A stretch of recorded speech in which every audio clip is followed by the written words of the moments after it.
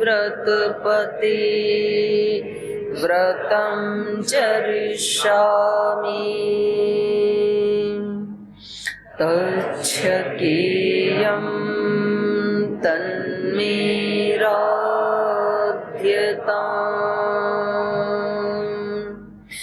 इदमहमनृतात्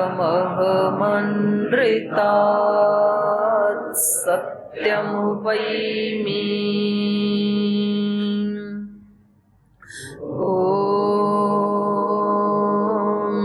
सहना भवतु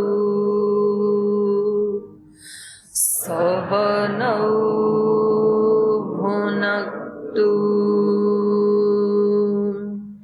सह वीर्यं करवावहै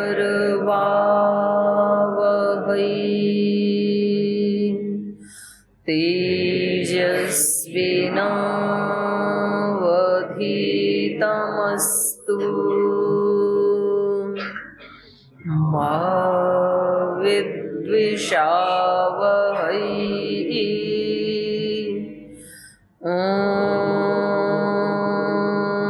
शान्ति शान्ति शान्तिः।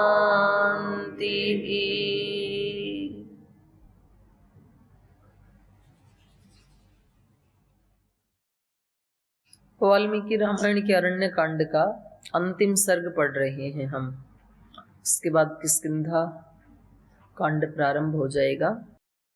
तो श्री राम माता की खोज करते हुए अयोमुखी नाम की राक्षसी और कबंध नाम के राक्षस से मुठभेड़ करते हुए आगे बढ़ते हैं कबंध के बताए अनुसार, और माता शबरी के आश्रम में पहुंच जाते हैं, जो कि बहुत ही सुंदर वृक्षों से और पुष्प वाले वृक्षों से आवृत है।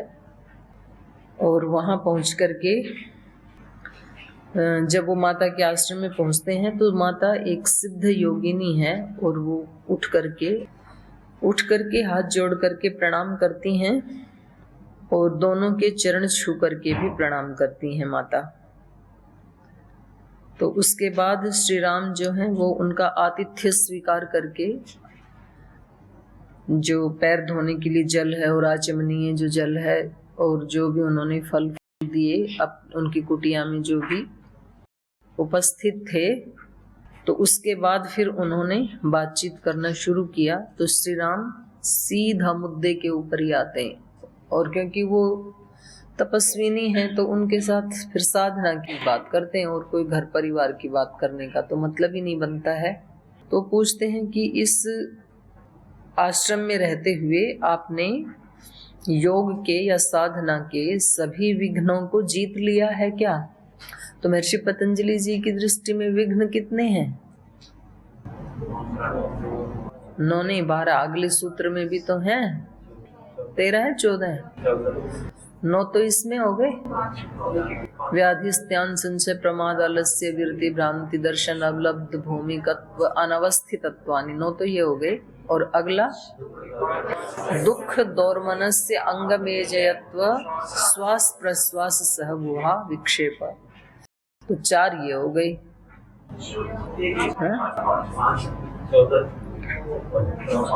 दुख दौर्मनस्य अंगमेजयत्व श्वास प्रश्वास 4 ही हुए। ऐसे थोड़ी, श्वास प्रश्वास का तो एक ही है, 13 है कुल मिला के। तो इन सबको जीत लिया क्या? एक तो ये है, और इनके अतिरिक्त भी बहुत सारी बाधाएं विघ्न आते ही रहते हैं साधना में, ये तो है ही है। सबसे पहला विघ्न व्याधि, तन की या मन की, दोनों आ गई उसमें। व्याधि, स्त्यान, संचय, प्रमाद, आलस्य, ये तो मुझे लगता है कि मतलब ज्यादातर तो साधकों में रहते ही हैं। आगे वाले तक तो पहुंच ही नहीं पाते, अलब्ध भूमिकत्वादि तक तो यात्रा जाती नहीं है, इधर ही निपट लेते हैं सब, आलस्य, प्रमाद में, व्याधि, स्त्यान में, बस उससे आगे तो अंतरायों के भी दर्शन पूरे नहीं हो पाते हैं सबको। तो खैर ये पूछते हैं, क्या आपने साधना के सभी विघ्नों को जीत लिया? क्या आपका तप बढ़ रहा है? तप बढ़ने की पहचान कैसे हो? हमारा तप बढ़ रहा है कि नहीं बढ़ रहा है? हमारी साधना बढ़ रही है या नहीं? उन्नति हो रही है कि नहीं? कैसे पता लगे? व्यक्ति को खुद ही पता लगता है, दूसरे व्यक्ति को बाहर के लक्षणों से पता नहीं लगता है, व्यक्ति को स्वयं पता लगता है। जैसे पूज्य गुरुदेव कई बार बोलते हैं ना कि मेरे को आजकल भाई नॉलेज तो होती है कि ये भाई का शरीर है, ये बहन का शरीर है, ऐसे ऐसे तो नहीं है कि भाई पता ही नहीं चलता है, लेकिन उनका कहना है कि अब उनको ये पता होते हुए भी ये भाई का शरीर है या बहन का है, किसी पुरुष का है, स्त्री का है, तो भी उसमें उनकी जो चेतना की वृत्ति होती है, जो भाव होता है, वो भागवत भाव ही होता है। तो ये क्या है? तप की वृद्धि, साधना की वृद्धि। जब ऐसी दृष्टि किसी को प्राप्त हो जाए कि सारा संसार भगवतमय है, देखो हम तो सुनते हैं अभी या पढ़ते हैं पुस्तक में, पर अनुभूति में तो, हमारी अनुभूति में तो संसार विविध प्रकार का है, अनेक अनेक प्रकार के पेड़ पौधे, पशु पक्षी, मनुष्य, उनके स्वभाव ऐसा ही है हमारी दृष्टि में तो अभी संसार। मजहब, पंथ, संप्रदाय, वो सब अनुभूति में आते हैं जब हम उनसे मिलते हैं तो। लेकिन ऐसी अनुभूति किसी की हो जाए कि ये सब क्या है, भगवत में, तो ये पहचान तो वो व्यक्ति को खुद ही होती है, दूसरा नहीं बता सकता है। तो इसलिए श्री राम पूछ रहे हैं, आपका तप बढ़ रहा है कि नहीं बढ़ रहा है? बढ़ना चाहिए। साधक को खुद ही इन चीजों की जांच करनी चाहिए। जैसे बाहर आपकी पढ़ाई हो रही है कि नहीं, तो उसकी तो हम परीक्षा ले लेते हैं, टेस्ट ले लेते हैं, भाई इनको 10 में से कितने अंक आए, तो पता लग जाता है कितनी पढ़ाई की। साधना वाला कोई टेस्ट नहीं ले सकता है, वो व्यक्ति को खुद लेना चाहिए। सुबह से शाम तक अनेक घटनाएं घटित होती हैं, सभी के जीवन में होती हैं, छोटे बड़े कोई भी हो, तो उन घटनाओं के बीच में हमारे चित्त की स्थिति क्या होती है, उसका ये अभिप्राय भी नहीं है कि हम अपने कर्तव्य का पालन नहीं करेंगे, बैठ जाओ जी एकांत में। उसका ये अभिप्राय भी नहीं है कि भाई कभी किसी को डांटना है तो हम बिल्कुल नहीं डांटेंगे और अंदर अंदर से पूरे दोषयुक्त चित्त हो रहा है, नाराजगी है। ऐसा भी नहीं है कि किसी को कुछ बताना है तो बताएंगे भी नहीं, बताएंगे तो ये नाराज हो जाएंगे, तो नहीं बताएंगे तो चित्त में तो है ही ना हमारे। तो आप किस भावना से युक्त होकर के किसी को डांट रहे हैं, या आप उनको कुछ समझा रहे हैं, या कुछ भी नहीं बोल रहे हैं, तो ऐसी घटनाएं जो सुबह से शाम तक होती हैं, उनमें हमारे चित्त की स्थिति क्या थी, भावनाएं क्या थी हमारी, तो उससे पता लगता है। कच्चित्ते वर्धते तपः, और तप सभी का बढ़ना चाहिए, केवल सन्यासियों का नहीं, जितने भी मनुष्य मात्र हैं सबका ही बढ़ना चाहिए, क्योंकि उनको तप करने के लिए सन्यासी बनने का अवसर तो मिलेगा नहीं, क्योंकि भगवान ने उनको संसार में नियुक्त किया है, और वहां रह करके यदि तप नहीं किया तो अतिरिक्त काल मिलेगा नहीं तप करने के लिए, काल तो उतना ही है सबके पास, तो सभी का ही तप बढ़ना चाहिए। कच्चित्ते नियत क्रोधः, क्या आपने क्रोध को नियंत्रित कर लिया है?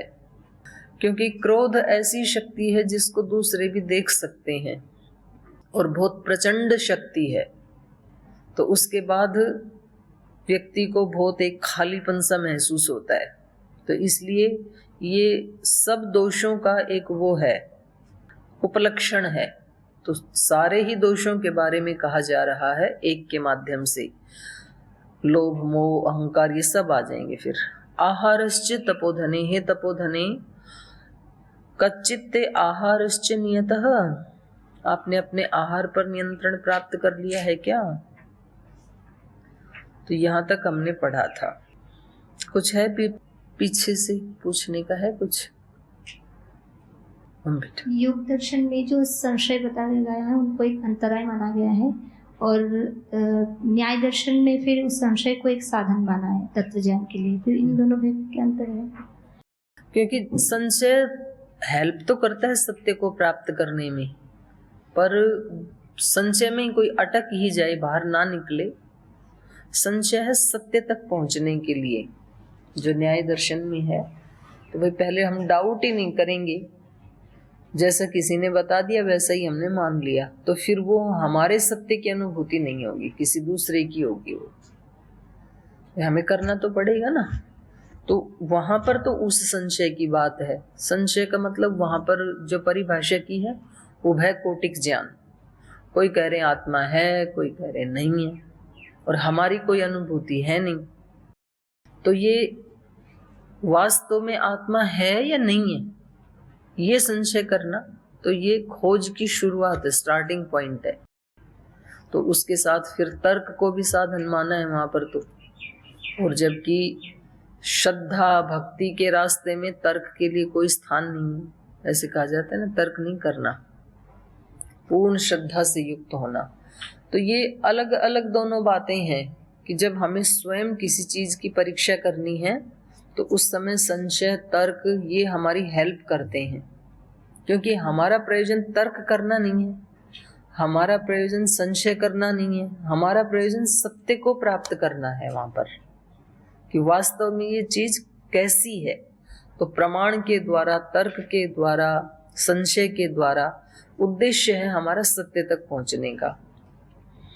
और यहाँ जो है गीता में भी कहा है, जैसे संशय की निंदा की गई है, संशयात्मा विनश्यति, और यहाँ अंतराय में भी कहा है। तो ये है कि जब व्यक्ति बस संशय से युक्त हो गया और उससे आगे निकलना ही नहीं चाहता है, तो संसार में ऐसे बहुत आपको केस मिलेंगे। संसार में क्या, हम भी संसार में ही रहते हैं। किसी व्यक्ति ने हमारे सामने ये कह दिया कि इस व्यक्ति से बच के रहना बड़ा खूंखार है, और हमने मान लिया। अब हम कभी उस व्यक्ति के पास रहे नहीं, हमारी कभी उससे कोई क्योंकि जब नजदीक रहते हैं ना तब प्रकृति का पता लगता है। किसी ने हमारे कानों में डाल दिया और हमने मान लिया, और फिर हमने ऐसी धारणा बना ली कि वो आजीवन कभी कभी तो टूटती नहीं है व्यक्ति की। जब जब वो व्यक्ति सामने आएगा हम उसके साथ वैसा ही बिहेव करते हैं और उसके लिए वैसी ही भावनाएं बना के रखते हैं। अब वो बाई चांस कोई ऐसा अवसर आ जाए कि वो व्यक्ति हमारी सन्निधि में आ जाए, तो फिर व्यक्ति कहते हैं अरे हमने तो आपके बारे में ऐसे सुना था, आप तो कुछ अलग ही निकले, हमें तो बताया था आप बहुत बुरे व्यक्ति हैं, और हमें तो आपके अंदर बड़ा करुणा वात्सल्य दिखाई दिया। तो ये वहां पर जो है ना संशय का मतलब है कि भाई हम किसी पे डाउट एक बार कर लिया कि ये व्यक्ति ऐसा है, तो फिर हम उससे बाहर नहीं निकल पाते हैं, इसलिए वो अंतराय बन जाता है। फिर हर समय हम उसको डाउट की दृष्टि से ही देखते हैं, फिर जिंदगी भर। हो सकता है वो व्यक्ति कब का चेंज हो गया, सच में भी चाहे किसी से अपराध हुआ, मान लो, एक तो हो गया गलत फहमी वाली बात कि किसी ने किसी के बारे में बता दिया, और उसने अपने किसी विद्वेष के कारण या अपने किसी लोभ के, मोह के, अहंकार के, कैसे भी बता सकता है कोई व्यक्ति। तो एक तो ये हो गया कि किसी के बताने से हमने विश्वास कर लिया और फिर हमने वैसी धारणा बना ली। और दूसरा होता है कि वास्तव में किसी से कोई त्रुटि हुई और उसके बाद तो हम कहते हैं हमने तो अपनी आंखों से देखा इनको त्रुटि करते हुए, और फिर हम पूरी जिंदगी उस व्यक्ति के प्रति अपनी धारणा चेंज नहीं करते। तो ये गलत है। हमेशा उसको संशय की दृष्टि से देखना, क्योंकि त्रुटि हुई है, व्यक्ति सुधार भी सकता है, हो सकता है कि उसने अगले क्षण सुधार ली हो। तो इसलिए यहाँ पर संशय को एक बहुत बड़ा विघ्न कहा है, बाधा का है, क्योंकि वो आगे बढ़ने ही नहीं देता है, व्यक्ति को, चित्त को पवित्र होने ही नहीं देता है, इसलिए बाधा का वहां पर। तो किसी भी व्यक्ति के बारे में कोई संशय है हमें, तो हमें तब तक उस चीज को सत्य नहीं मानना चाहिए जब तक कि हम स्वयं उसकी परीक्षा ना कर लें।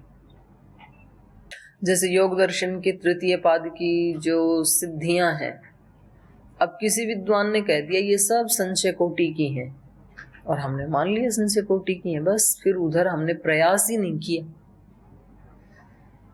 अब किसी व्यक्ति ने भाई उसकी परीक्षा तो की नहीं, तो हमें यही कहना चाहिए कि भाई जब हम इनकी परीक्षा कर लेंगे तभी मानेंगे कि ये संशय कोटि की हैं, ये सत्य हैं या असत्य हैं।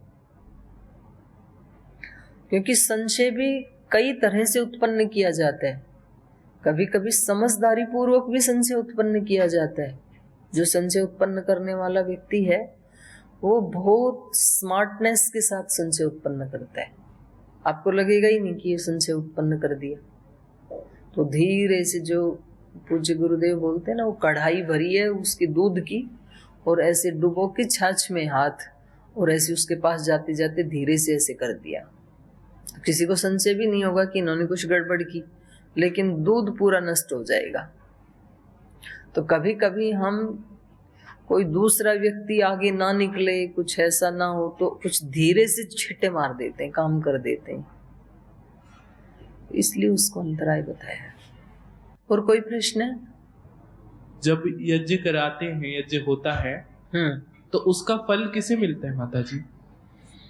मुख्य रूप से तो जिसने उसको आयोजित किया उसको मिलता है, मुख्य यजमान होता है एक तो, और एक तो फिर सभी लोग जो सहयोग करते हैं उनको भी मिलेगा।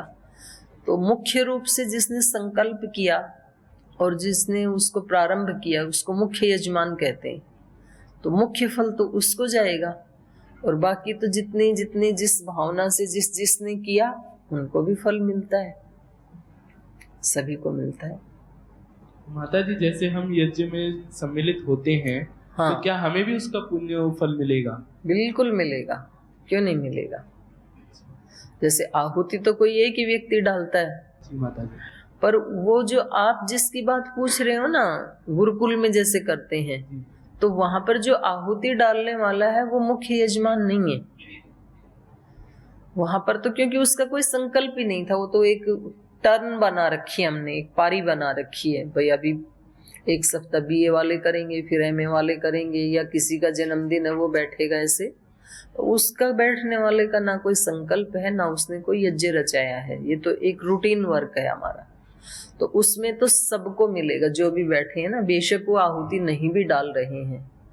और कभी तो ऐसे होता है कि आहुति डालने वाले का ध्यान ही नहीं है, उसका मन कहीं इधर उधर जा रहा है, और जो आहुति नहीं डाल रहा वो बिल्कुल एक एक शब्द के साथ तज्जपस तदर्थ भावनम की स्थिति में है, या ईश्वर प्रणिधान की स्थिति में है, उसको ज्यादा मिल जाएगा आहुति डालने वाले की अपेक्षा।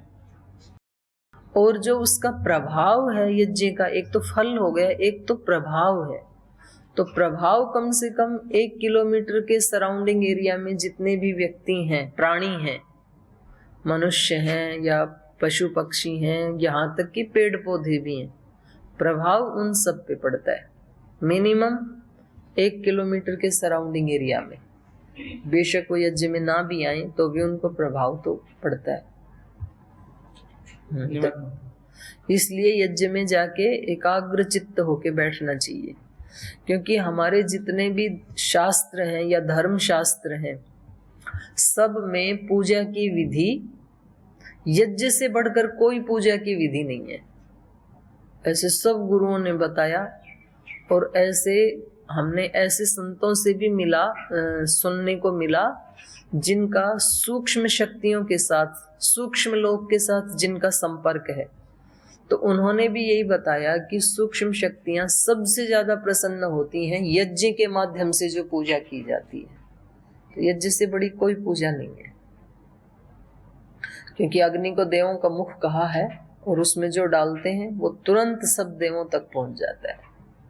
और उनमें फिर विधि पूर्वक आह्वान आदि करें देवों का, श्रद्धा पूर्वक उस यज्ञ में उनको बुलाएं, तो फिर तो उसका प्रभाव कई गुना ज्यादा बढ़ जाता है। फिर वहां आकर बैठने वाले को अनायास ही अच्छा लगता है, उसको उठने का मन नहीं करता है, क्योंकि वहां पर एक डिवाइन इन्वायरमेंट बन जाता है। तो जो भी यज्ञ करते समय जो वरिष्ठ बैठा है वहां पर, तो उसको यज्ञीय शक्तियों का, दैवी शक्तियों का पहले आह्वान करके फिर यज्ञ प्रारंभ करना चाहिए। तो पूज्य स्वामी आर्षदेव जी बोल रहे थे कि हम पूर्णिमा को सब मिलके यज्ञ किया करेंगे। फिर ये पूर्णिमा को पहुंच गए वहां पर खेतों में गन्ने खाने, मैं देखती रह गई। तो जब यज्ञ करते थे ना, बोलते बहुत अच्छा लग रहा है, तो हर पूर्णिमा को किया करेंगे। तो अब एकादशी को कर लेना, कोई बात नहीं। एकादशी कब है? 24। स्वामी विनय देव जी बता देंगे कब, 24 को ही। तो यहाँ गुरुकुल में कर लेंगे 24 तारीख को सब जने। और कोई प्रश्न है किसी का? जी जी बोलिए। ओम आचार्य जी, तो आपने बताया था कि राक्षस था, बड़ी बड़ी भुजाएं थी उनकी, फिर उन्होंने राम और लक्ष्मण जी को अपने हाथ में ले लिया, फिर उन्होंने अपने तलवार से उनकी भुजाएं काट दी। फिर वो छोटे छोटे हो गए थे, तो कैसे काट दी उन्होंने? नहीं, उसकी भुजाओं के बराबर तो होंगे ही। क्या ऐसी कोई उनको अणिमा सिद्धि थोड़ी थी राम लक्ष्मण को कि इतने इतने हो गई? वो तो हनुमान जी को थी। हनुमान जी को अणिमा सिद्धि मिली और अणिमा सिद्धि के साथ ही शाप मिल गया कि अब तुम बड़े नहीं हो सकते हो। अब वो बेचारे कई दिन इतने परेशान रहे कि उनकी माता जी उनको ढूंढे कि मेरा बजरंगी, मेरा वो मारुति कहाँ गया। बचपन का नाम तो मारुति था ना। और वो माँ के सामने यहाँ के उड़ के बैठ जाए अणु के रूप में, कभी फूल पे बैठे। माता लड्डू बनाई कि मारुति को लड्डू बड़े पसंद थे, तो मैं लड्डू रखूंगी तो मारुति तुरंत आएगा। तो वो आकर के लड्डू भी खा लेवे और दिखे नहीं। माता परेशान हो गई। तो खैर वो फिर माता की ही तपस्या से उनको अपने पूर्ण रूप में आने का वरदान मिला। तो राम लक्ष्मण के पास ऐसी कोई सिद्धि नहीं थी अणिमा वाली।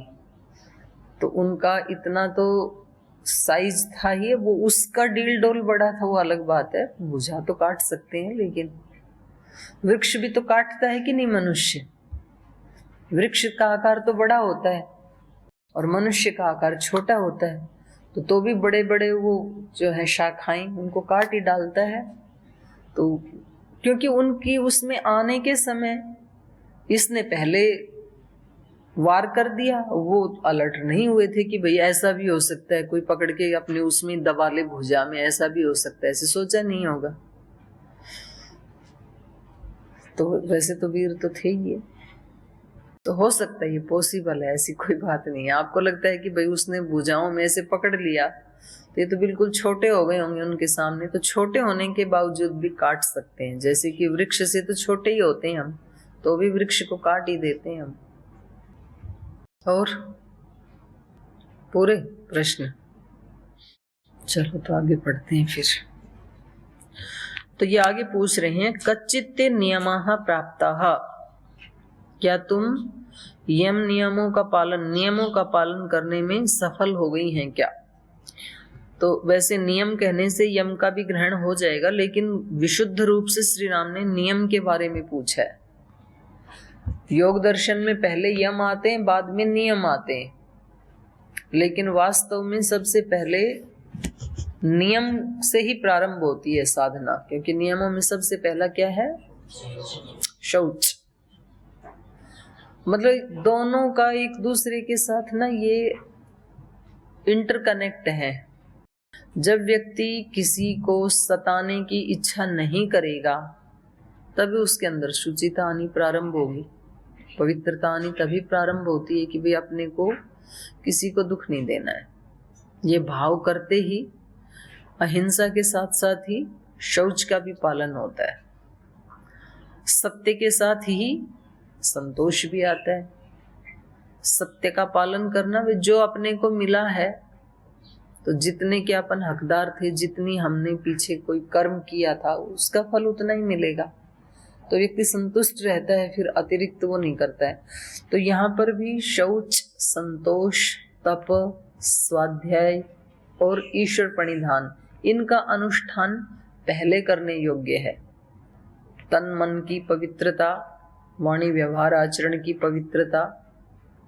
तो इसलिए महर्षि दयानंद जी ने भी सत्यार्थ प्रकाश में शुद्ध ज्ञान, शुद्ध कर्म, शुद्ध उपासना। उपासना भी शुद्ध और अशुद्ध दोनों होती हैं। ज्ञान भी दोनों प्रकार का होता है, शुद्ध ज्ञान, अशुद्ध ज्ञान। कर्म भी दोनों प्रकार के होते हैं, शुद्ध कर्म, अशुद्ध कर्म। कर्म तो सभी करते हैं, लेकिन सबके कर्म शुद्ध नहीं होते हैं। कुछ के शुद्ध होते हैं, कुछ के अशुद्ध होते हैं। कैसे होती है ये शुद्धि अशुद्धि? भावना के स्तर पर, किस भावना से कर रहे हैं आप। ऐसे ही ज्ञान तो सभी को ही है, लेकिन ज्ञान भी दो प्रकार का होता है, शुद्ध ज्ञान और अशुद्ध ज्ञान। और ऐसे ही उपासना भी दो प्रकार की होती है। जब आपकी कोई कामना नहीं है, उपासना के लिए ही उपासना कर रहे हैं, तो वो शुद्ध उपासना है। और आप किसी भी कामना से या किसी दिखावे के लिए या किसी नियम का पालन करने के लिए कि भैया तो रूटीन है इसलिए आप कर रहे हैं, तो आप शुद्ध उपासना नहीं कर रहे हैं। फिर रामायण की कक्षा में बैठना एक ही जैसा है, लेकिन एक है शुद्ध रूप से बैठना, एक है अशुद्ध रूप से बैठना। दोनों बैठना है। यहाँ पर बैठने का फल सबको एक जैसा बिल्कुल भी नहीं मिलेगा। शुद्ध रूप से बैठने वाले को शुद्ध का फल मिलेगा, अशुद्ध भाव से बैठने वाले को अशुद्ध का फल मिलेगा। उसको ये है ना कि बैठना ही है, नहीं तो दंड मिलेगा। तो उसका भाव नहीं है लेकिन बैठने का। और बैठ करके भी ये भी भाव नहीं था कि भाई हम ना बैठें, और ये भी भाव नहीं था कि बैठें। न्यूट्रल हो गए, बैठे थे, उसका अलग फल मिलेगा। और अंदर से ही एक आप संकल्प पूर्वक बैठे हैं कि कितना बड़ा सौभाग्य है कि हमें ऐसी एक चर्चा करने का अवसर मिल रहा है, बड़ा परम सौभाग्य है। और फिर आप आह्वान करते हैं, हनुमान जी महाराज का आह्वान करते हैं। भाई रामायण की जहाँ चर्चा होती है तो श्री हनुमान जी झटिति आ जाते हैं, उनका हम आह्वान करते हैं, वो हमारी रक्षा करें, हमारे बीच में आकर के हमारे इस ज्ञान को वो हमारे अंतर्निहित हृदय में उपस्थापित करें। तो ऐसे से कोई भी जैसे जैसे भाव व्यक्ति करेगा तो वैसा वैसा उसको फल मिलेगा। तो शुद्ध ज्ञान, शुद्ध कर्म, शुद्ध उपासना तीनों अलग अलग होते हैं। तो विशुद्ध रूप से जो उपासना है उसका फल अलग होता है। प्रश्न हो गए सबके पूरे? प्रश्न हो गए पूरे सबके? तो यहाँ नियमों की बात चल रही है। कच्चित ते नियमा प्राप्तः, शौच, संतोष, तप, स्वाध्याय, ईश्वर प्रणिधान। तो शुचिता के बारे में मैं कह रही थी कि मन पवित्र कब होगा? शुद्ध ज्ञान से, शुद्ध कर्म से, शुद्ध उपासना से, वहां से आनी होती है। फिर संतोष आता है, पवित्रता आती है, तो तभी व्यक्ति तप कर पाता है। अब सभी चाहते हैं कि हम तपस्वी हों। तप का मतलब द्वंद्वों को सहन करें, लेकिन द्वंद्व आते ही हम विचलित होते हैं। क्यों नहीं कर पाते हैं तपस्या? हम चाहते तो हैं, सुना भी है कि जब कोई प्रतिकूल परिस्थिति आती है तो सहन करना चाहिए, तप करना चाहिए। कर नहीं पाते। क्यों नहीं कर पाते? सामर्थ्य नहीं है, शक्ति नहीं है ना। भाई एक छोटा बच्चा भी किसी पहलवान को वेट उठाते हुए देख करके उसकी भी इच्छा होती है कि मैं भी उठाऊं। इच्छा तो होती है, उठा नहीं पाता है। क्यों नहीं उठा पाता है? सामर्थ्य नहीं है ना उठाने की। उसका जितना तप पुरुषार्थ करना पड़ेगा उतने वर्ष तक, तब जाके उठा पाएगा। तो ऐसे संतों को देख करके, योगियों को देख कर, ऋषियों को देख करके, शास्त्रों को पढ़ के हम सबको इच्छा तो होती है पर कर नहीं पाते हैं। क्यों नहीं कर पाते हैं? सामर्थ्य नहीं है। तो जब हमारा तप करने का सामर्थ्य भी किससे बढ़ता है? शौच और संतोष का पालन करते हैं। जब सब प्रकार से सर्वात्मना, शुचिता का, संतोष का पालन करते हैं तो तप करने की भी सामर्थ्य आती है।